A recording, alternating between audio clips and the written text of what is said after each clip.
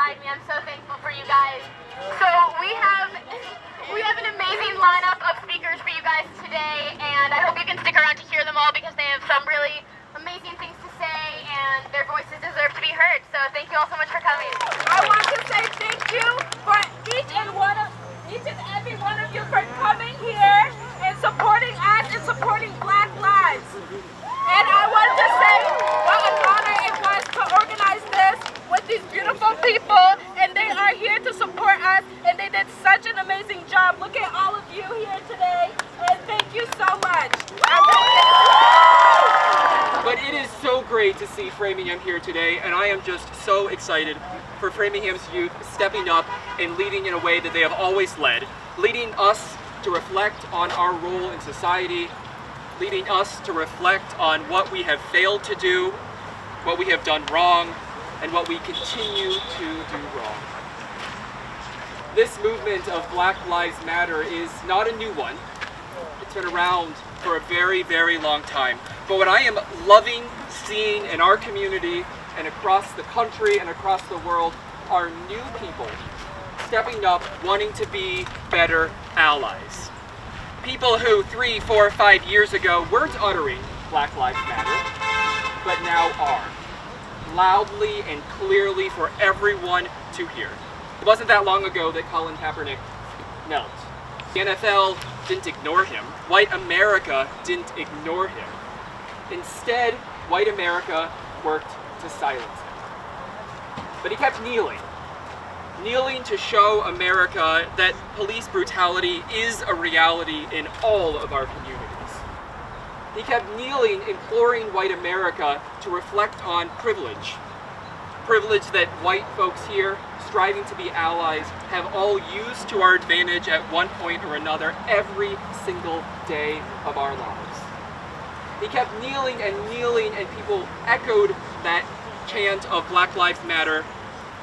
But unfortunately, it took something else. It took a different person, a white police officer, kneeling on the neck of a black man a couple weeks ago, killing him, to really wake up a new segment of white America. A segment of white America that's been too quiet for too long and is now helping, getting behind young leaders like these ones, asking how white America can help.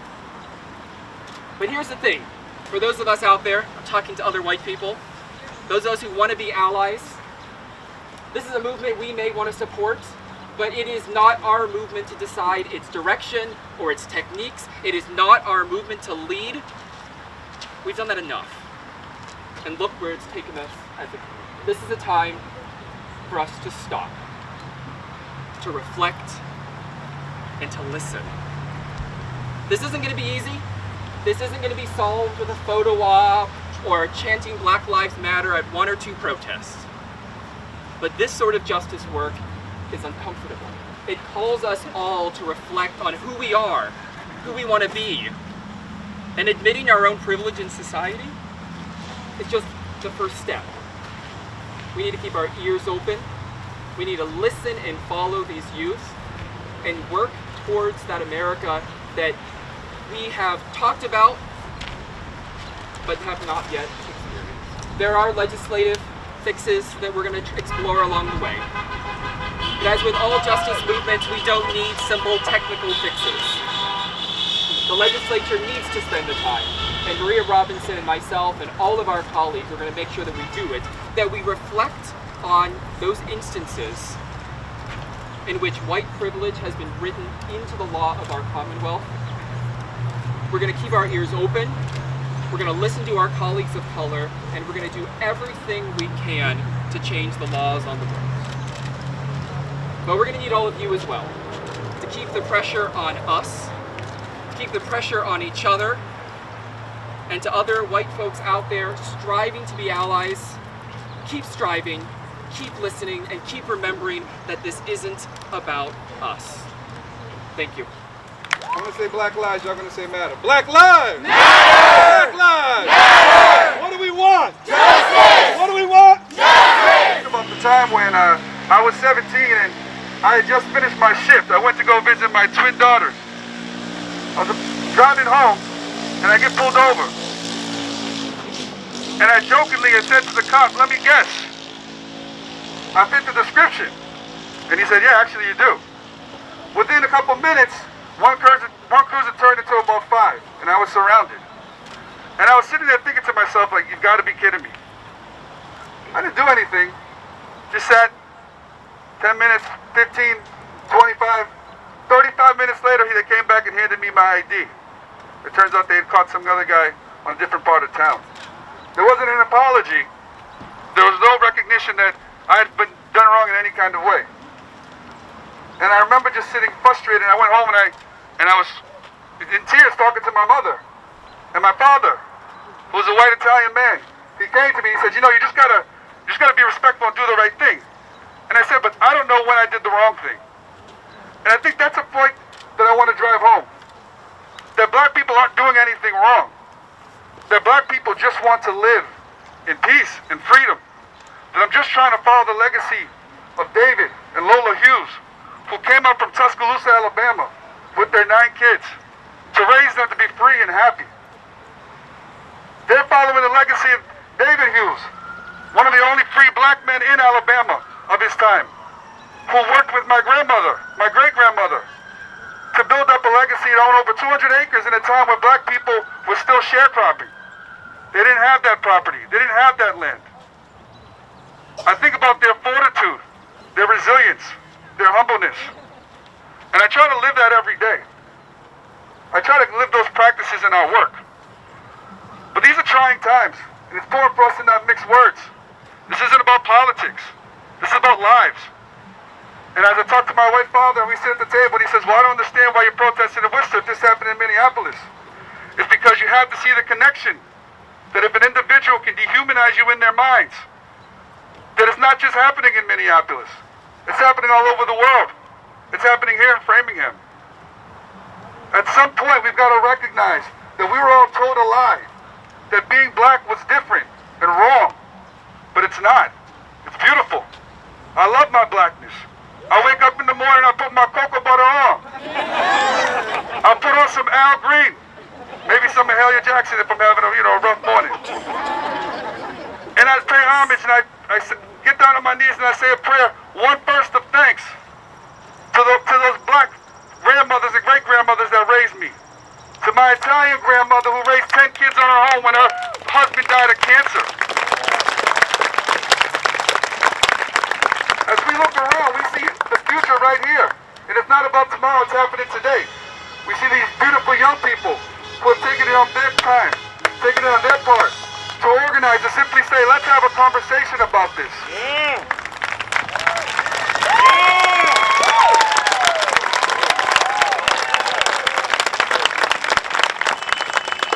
But as my grandmother would always say, a closed mouth don't get fed. And my grandfather would always reply back, well, I never seen a sharecropper with soft hands yield a strong food, a crop. You get what that means? It means you got to put in work every day. So for black people, let me tell you what your work is. Your work is to survive. It's to love yourself. It's to affirm each other. It's to protect each other. Yeah. White people, here's what your work is. It's to get engaged and involved. It's to take action. There's a time for speaking and a time for kneeling. 5 years ago, I was asking folks to take a knee and to say Black Lives Matter. That time has shifted. There's too many lives that have been lost. Now's the time where we have to take action. And it's going to require all of us to recognize the humanity within us to do the work that we have to do. Because the same way that I show up here for black lives, I show up to Pride for queer lives, for trans lives, I show up for undocumented lives. Because no matter who you are, your existence matters. We can recognize that there's no need to set these crazy norms or otherize folks, that we can live in peace, and it's going to take some work. So I'm going to shut up because I've been speaking way too long. But I love y'all, and I want to say to young people, I appreciate you. I'm the first person of color to hold this particular seat in Massachusetts.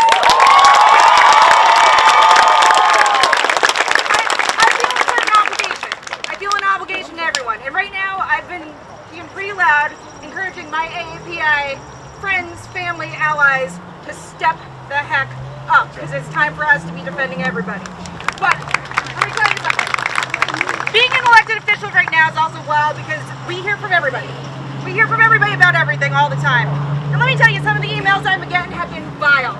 They're evil and they're awful. And I want to say this to those people who are sending those emails to me. I get we're not social distancing right now, and you know why? Because this is a life or death matter. This is a life or death matter for Black people, and the risk they take leaving their house every single day is so much more than we have to, even in the midst of a pandemic. Let's just stop and think about that for a second, all right?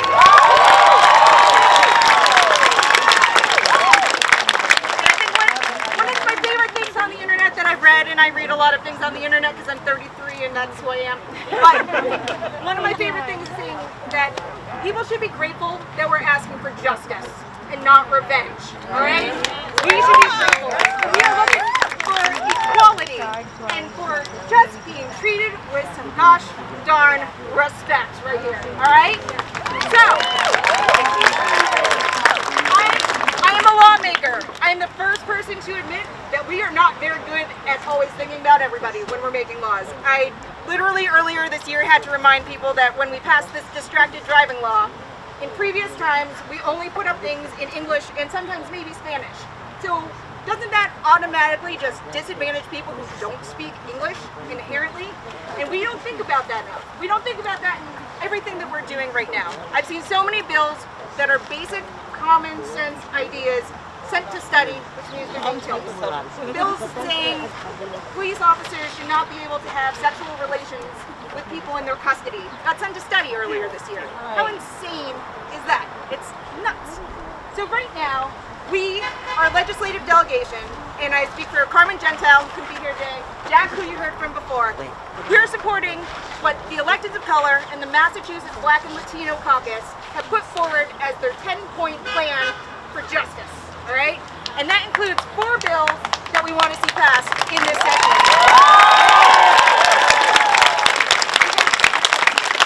Because this is not just about talk, this is about action and real change.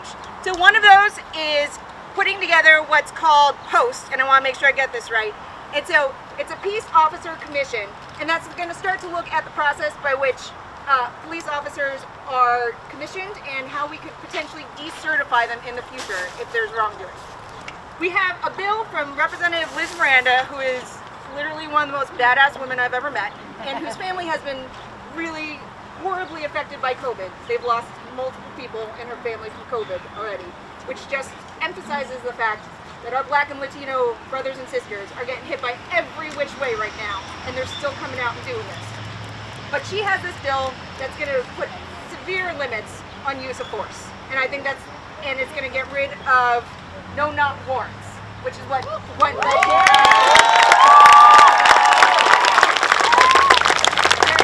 And there are a number of things in that. We are supportive of that, but also we are there to follow the lead of our Black and Latino leaders. And I think that's so important. I see our congressional representative, Catherine Clark, out here. Wave, Catherine. Who is doing a phenomenal job. There are things on this 10-list plan, there are 10-point list that includes supporting Representative Ayanna Pressley's resolution. And Catherine was one of the very first people to sign on to that resolution. So we're really lucky to have representation here at all levels that are taking this head on, listening to Black and Latino leaders and saying, this is enough. And we are here, we're listening, and we're tackling this and taking it on. So we're with you, call us anytime, and we're here for justice. So you gotta understand the differences between what equity means and what equality means. So when you see equality, it aims to promote fairness.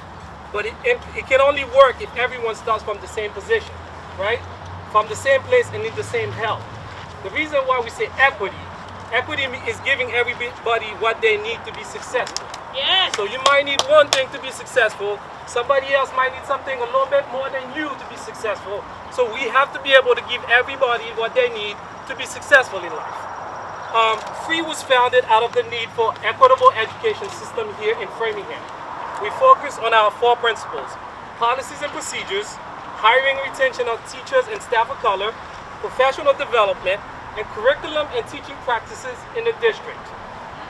We've worked with the district to create the new position, Assistant Superintendent and Diversity and Equity, with Mr. Corazini. He was just speaking here earlier.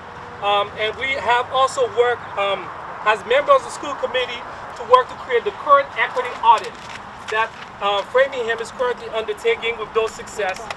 We've had some success working with Framingham because we want our kids to have the fair chance to succeed just like everybody else. And with those successes, yes, sir, it's still not enough. Yes, sir. It is still not enough if our children of color and their families don't feel safe in the district, in their own school. We have had first an account from our students in open forums to Dr. Tremblay and the school committee regarding students of color being disproportionately harassed by Framingham security officers. It is not enough knowing that our students of color are disciplined disproportionately compared to their white peers. Sir. Non-white students account for 42% of the student body in the school, while they account for 58% of those who are disciplined. White students account for 56% of the student population, but only account for 44% of those who are disciplined. This creates explicit bias and racism that follow black and brown children throughout the course of their educational experience. It is still not enough to know that the current administration recognizes the inequity in access for our students of color, then take it away while security officers that intimidate them account for $500,000 in the FY21 budget books. Yes, sir. Yes, sir. Those funds will be better used to add equity to families within the school system to improve in areas academic, technology, and health and wellness, not through intimidation. Not through intimidation, but through access to appropriate enrichment resources. It is still not enough that we are aware of dire need of more social, emotional resources across the whole district. All those funds will be better used to provide all students and their family the support to help them manage these very challenging times that we have today. It is still not enough that we are giving false promises of change through initiatives like the listening tour and the diversity and inclusion survey with no results or outcome. We don't get no response from our concerns. When we speak, we don't hear anything back from the district. Tell it. If Dr. Tremblay, his teams, and the school committee do not realize that school policing has everything to do with what happened to George Floyd, Breonna Taylor, and Ahmaud Arbery, and thousands of others, then we demand systematic change.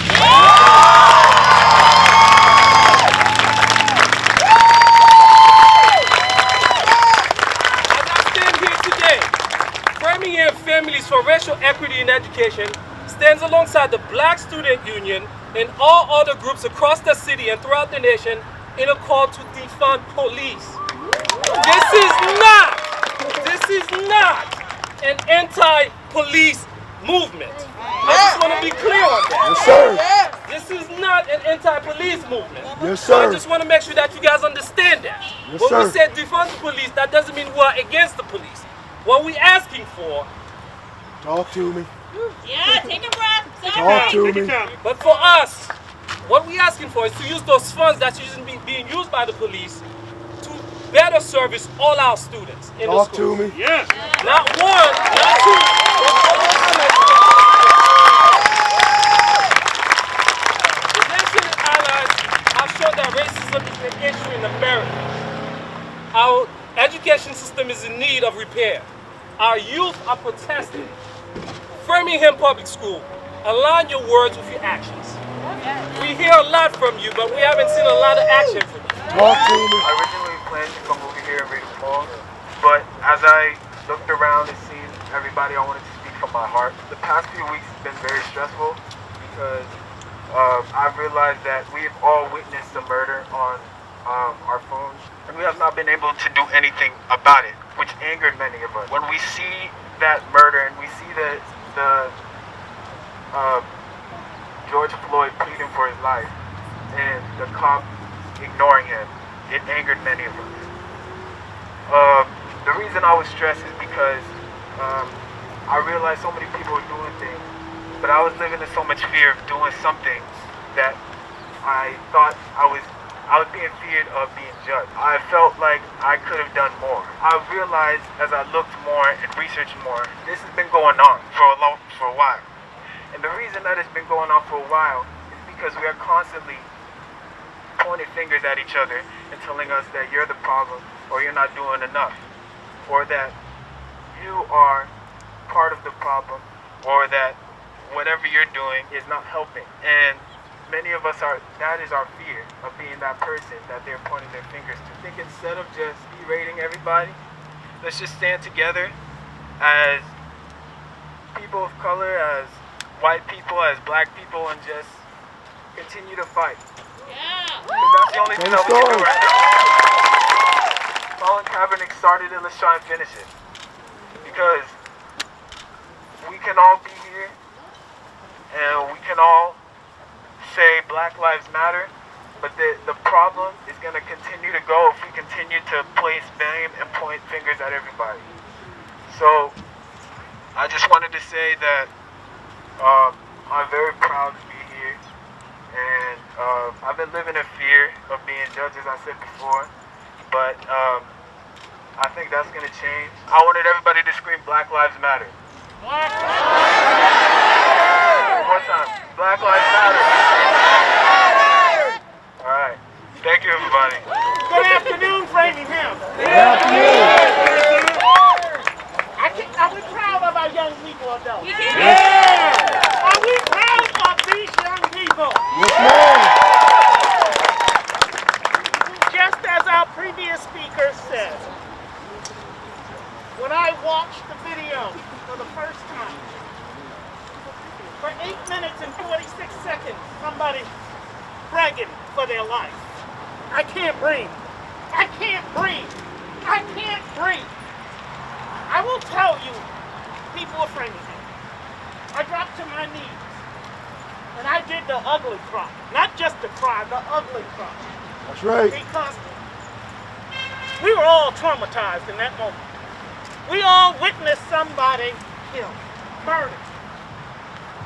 And I was at a loss for what to do, but I knew I had to say something. I knew I had to put something out to our community. I also knew that I needed very much to be able to say, no more. Enough is enough. Talk to me. Enough is enough. Talk to me. Our representatives talked about needing allies. I have long been an ally to the LGBTQ community. I have long supported. Because when you can be an ally to a group that you're not a part of, that's when your voice is heard louder. And those that are not in the group, their voice gets out. And what I will say to you is, we are fortunate in Framingham. We have an amazing U.S. delegation. Representative Clark is here. I'm so happy to serve with her. Yeah. Our local delegation, Representative Lewis, Robinson, and Gentile, and our state Senator Spilker.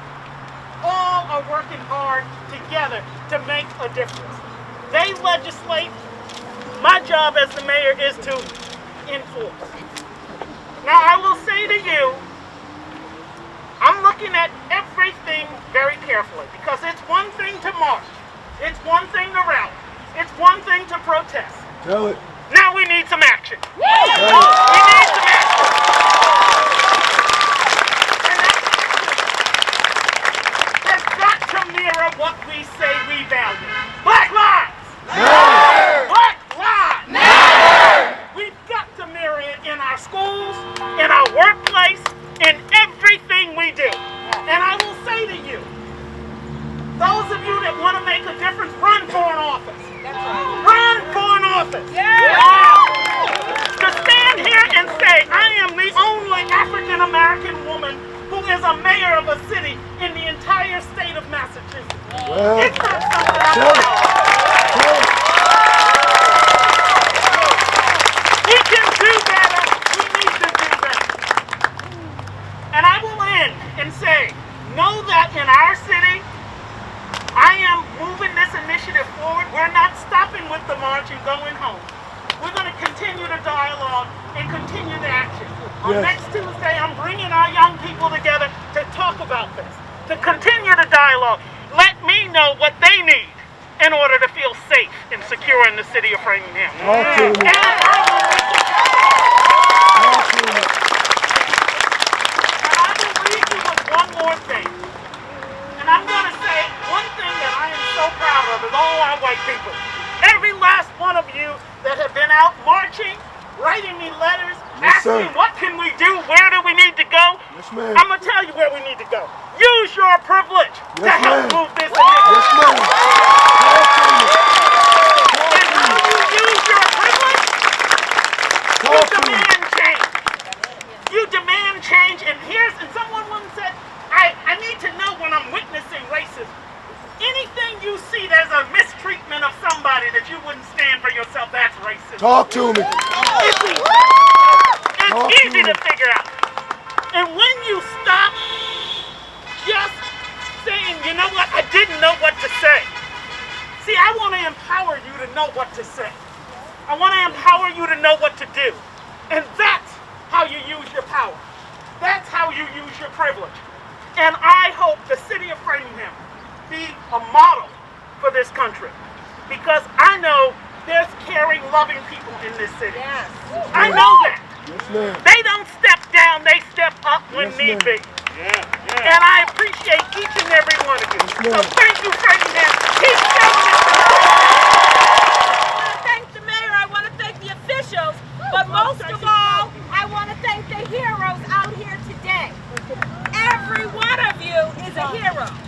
Now what I want to say also is, I especially too want to thank the white people who did not get discouraged by those who told them it's not your fight. It is. And the message that's being sent by all of us, especially our young people, all around the world, enough is enough, one. And two, if you attack any one of us, you attack all of us.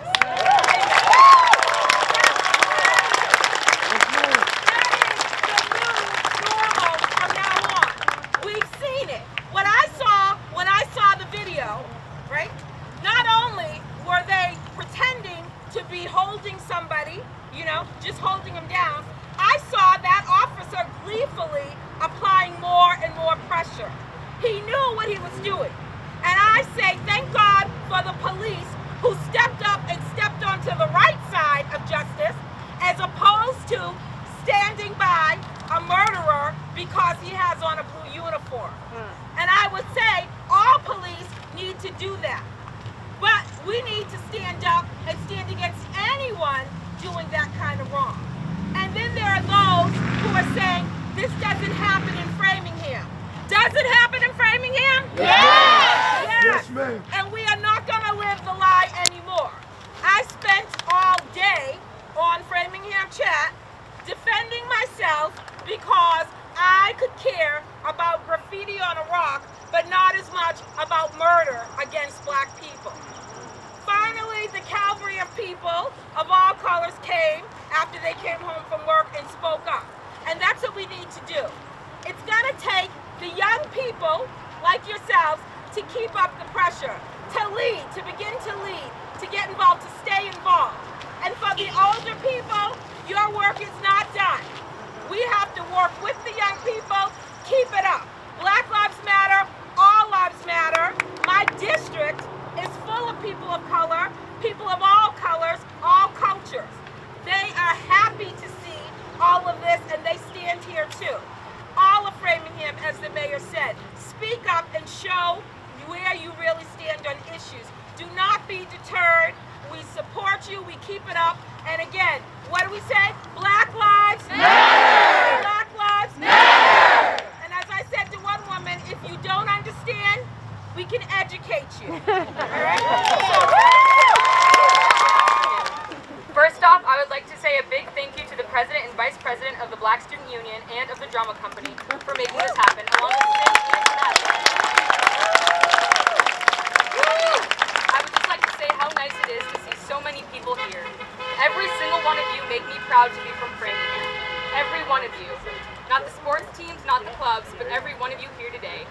You You guys could have been doing anything else, but you chose to be here today. You chose to fight for what's right. To my non-black friends here today, we need to do more for our black friends. We need to educate ourselves more, read books and articles, watch movies and documentaries. We need to do more. I won't shy away from the fact that I used to be very ignorant and I would say reckless words that did not belong in my mouth. Do you want to know what I did? I educated myself and I grew. Newsflash, Brazil was the last country on the Western Hemisphere to abolish slavery. So if you hear your Brazilian friends, or any of your friends, use their ethnicity as a justification, hold them accountable. No one can surpass when it comes to microaggression, especially since as allies we need to educate ourselves. We need to speak out against these injustices. We need to have the difficult conversations with the people we love and the people we don't. We all need to use our privilege to leverage the fight against racism. To my black friends, I am not black, and I recognize that my privilege is connected to your oppression. I am not black, and I commit myself to being an anti-racist. I am not black, and I am protesting in the streets with you. I know that I will never, ever begin to comprehend what you have experienced, what your parents have experienced, and what your families experience and continue to experience. But know that I stand with you today, tomorrow, and every other day after that. I see you. I hear you. I appreciate you. I value you. I love you, and I stand with you. You are all on the right side of history today. But this is just the beginning. One of the things I've learned while growing up in this country is that black people seem to have to apply a lot of effort, time, along with the voices of others to make change. It's taken a lot of pain, suffering, and to those who have spoken, and it's taken much determination to go through the tunnel without quitting.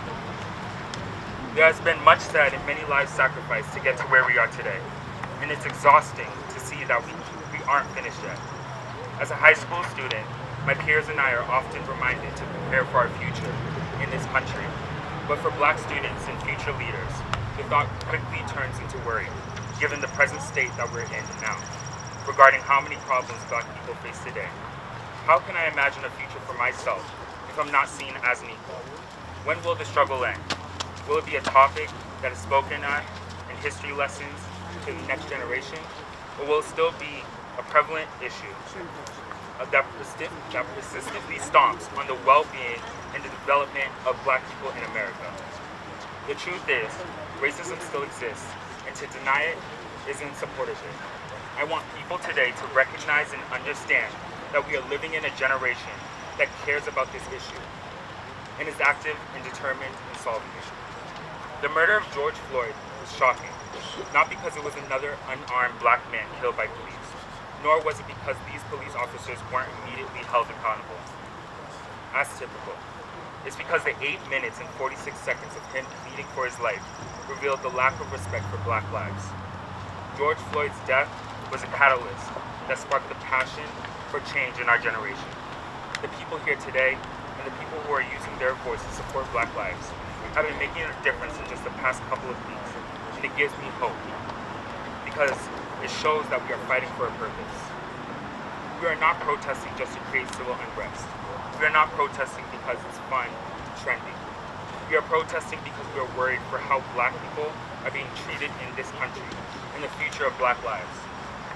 I feel like it's necessary that everyone knows that we are demanding to be heard and seen after so many years of forced silence. We've tried nonviolent resistance, such as kneeling, using our voices, praying, boycotting, and so much more.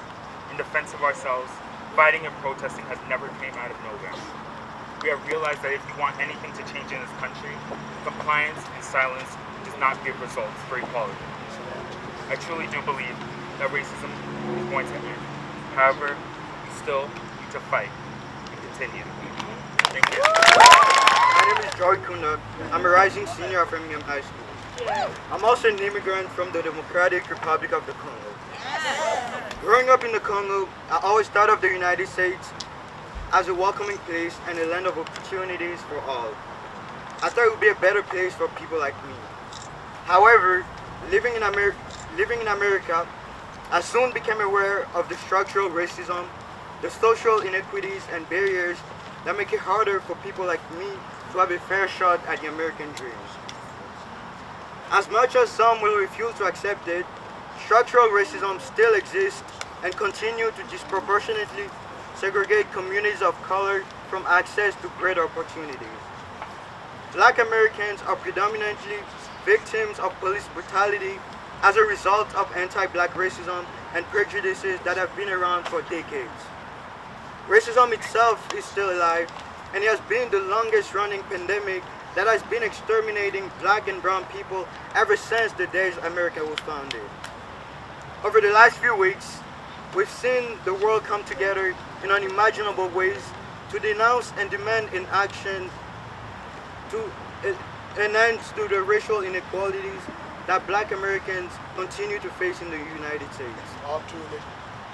Black Americans have continued to face racism and discrimination even decades after Jim Crow laws were abolished. The recent brutal killing of George Floyd, Ahmaud Arbery, and Breonna Taylor, and in addition to the dozens of other innocent black people in the hands of white police officers, makes me realize that America, that freedom, that safety is not guaranteed in America for someone that looks like me. I'm tired of seeing videos of people of color being racially profiled and oppressed in public places. Watching videos after videos of black men be killed by white police officers is becoming more and more traumatizing. Yes, sir. Considering the recent ongoing protests, many of us have been wondering, is this the last wake-up call for America that America has long needed? Better be. I've seen some people on social media replying saying, the alarm for real change has always been ringing, but America kept hitting the snooze button. It is up to all of us to fight for justice and equality. I'm urging all of you to join in on this fight. As Benjamin Franklin once said, justice will not be served until those who are unaffected are as outraged as those who are.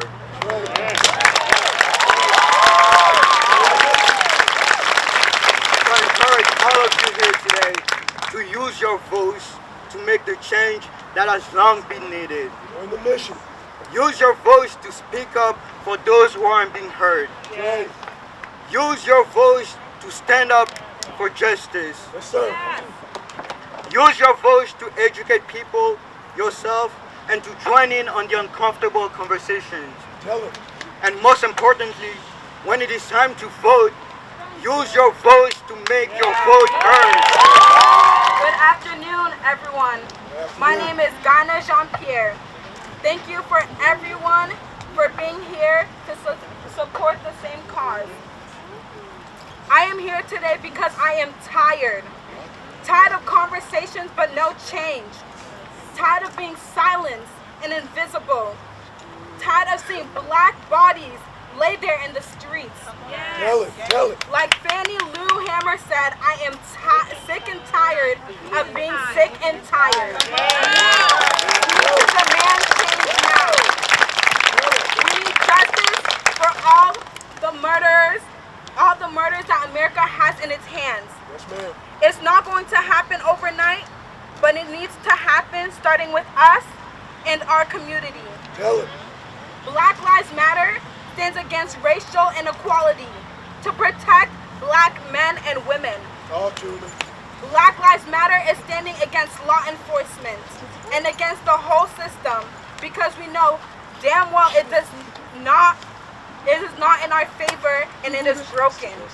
Black Lives Matter is Breonna Taylor. Black Lives Matter is George Floyd. Black Lives Matter is Trayvon Martin. Black Lives Matter is Ahmaud Arbery. Black Lives Matter is the life of every single black person, no matter their ethnicity, gender, or sexuality.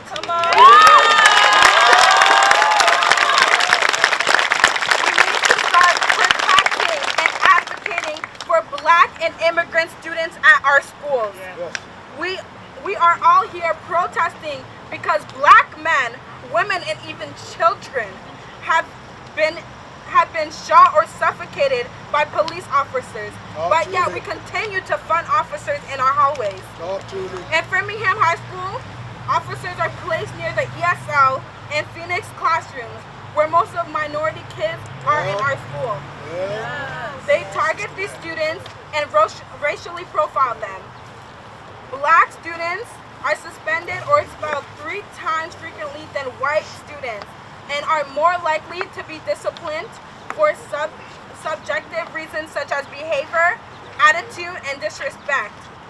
The survey conducted by Tulane University of the year 2018 and 2019 showed that 60% of black students did not feel safe in the presence of police officers.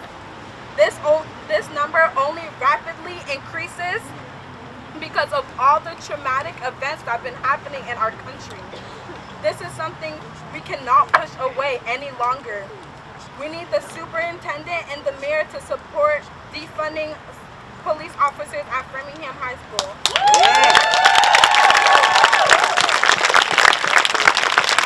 Because we can do better and we need to do better.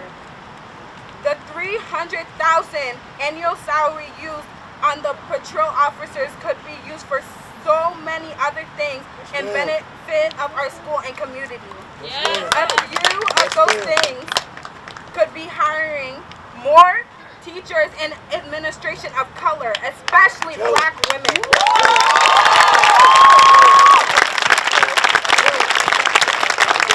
Representation in our school staff, ones that will advocate for minority students. Imagine the possibility we could do with that money to improve the school and give all the students better equal opportunities. Police were created to patrol and control black people and communities.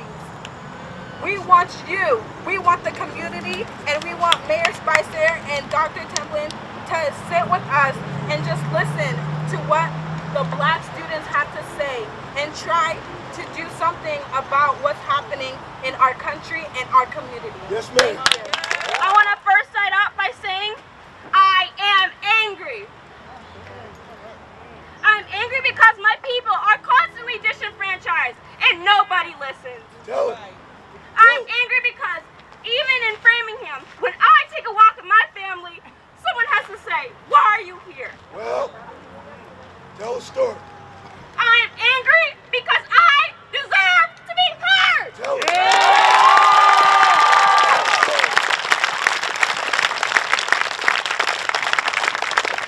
And most importantly, I'm angry because I deserve to feel my feelings without being judged. That's right. Tell the story.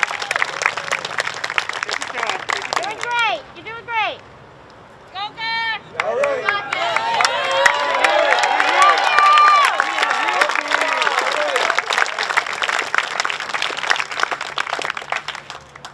2 years ago, I created the Black Student Union to have a safe space for black students to come and talk about their injustices and heal from the outside traumas that they face on a daily basis.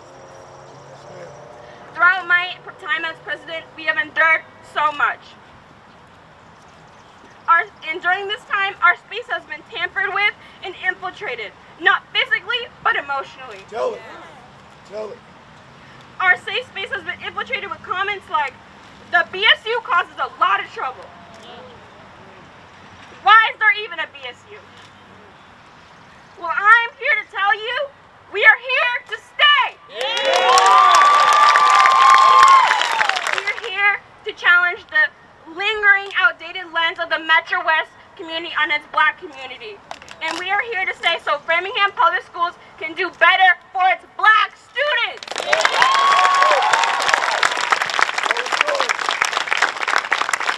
Okay, now that I said all of that, let's talk for a moment here.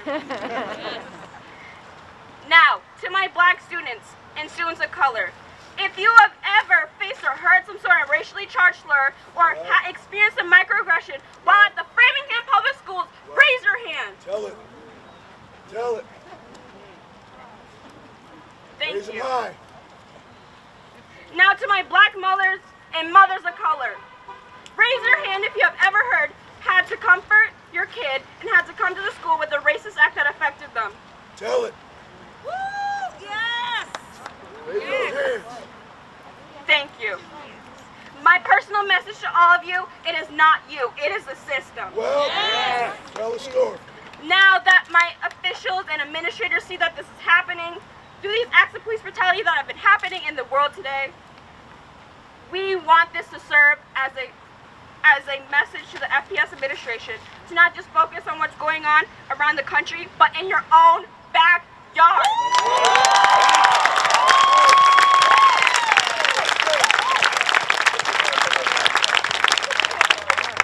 God put us here to serve as your wake-up call. A wake-up call to show you and all the Framingham community that this is not us just fighting back, but this is the beginning of the conversation, and the conversation has only started. And let me tell you, no weapon formed against me shall prosper.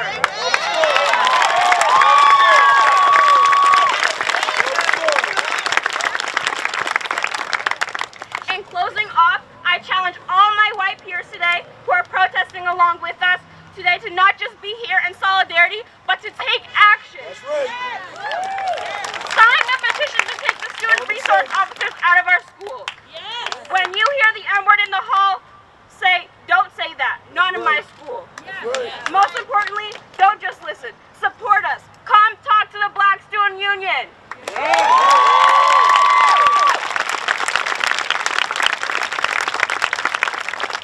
Finally, on May 25th, Mr. George Floyd went to the local convenience store in the midst of a pandemic of COVID-19 to get stuff for his home. Tell the story. Little did his family know he would never come back home. For 8 minutes and 46 seconds, George Floyd was stuck under Officer Derek Chauvin's knee in a choking position along with multiple other officers. I would like to hold a moment of silence for those 8 minutes and 46 seconds that were taken away from George Floyd. You may write me down in history with your bitter, twisted lies. You may trod me down, you may trod me in the very dirt, but still, like dust, I'll rise. Does my sassiness upset you? Why are you beset with gloom? 'Cause I walk like I got oil wells pumping in my living room? Just like moons and like suns, with the certainty of tides. Just like hope's springing high, still I rise. Do you want to see me broken? Bowed head and lowered eyes, shoulders falling down like teardrops, weakened by my soulful cries. Does my haughtiness offend you? Don't you take it awful hard?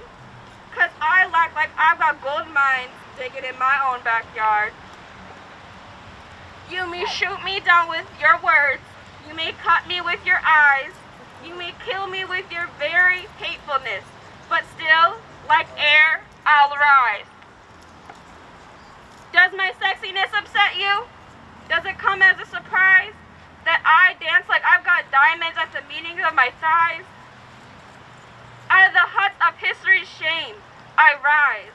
Up from a past that's rooted in pain, I rise. I'm a black ocean, leaping and wide, welling and swelling, I bear in the tide. Leaving behind nights of terror and fear, I rise. Into a daybreak that's wondrously clear, I rise. Bringing the gifts that my ancestors gave, I'm the dream and the hope of the slave. I rise, I rise, I rise.